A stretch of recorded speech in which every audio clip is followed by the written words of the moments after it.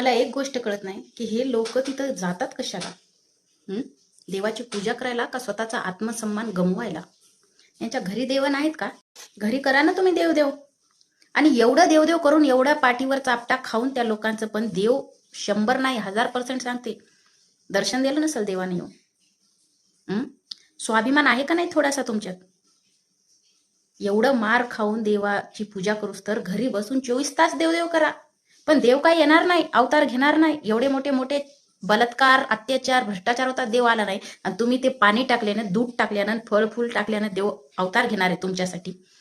अवतार घ्यायचाच असता तर तिथंच घेतला असता, म्हणजे असते माझे भक्त माझे पाया पडायले, तुम्ही यांना मारू नका. काहीतरी थोडं तरी माणसानं स्वाभिमान ठेवावं.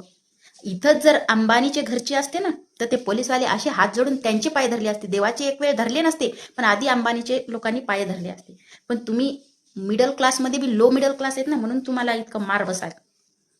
तरी तुमचा देव येणार नाही म्हणायला की माझ्या भक्तांना मारू नका. आणि हे बघूनच नास्तिकपणा येत असतो आमच्या सारखाच्या मनात की असं देवाला पूजा करूस तर आपण घरी बसलेलं आपलं कर्म केलेलं बरं.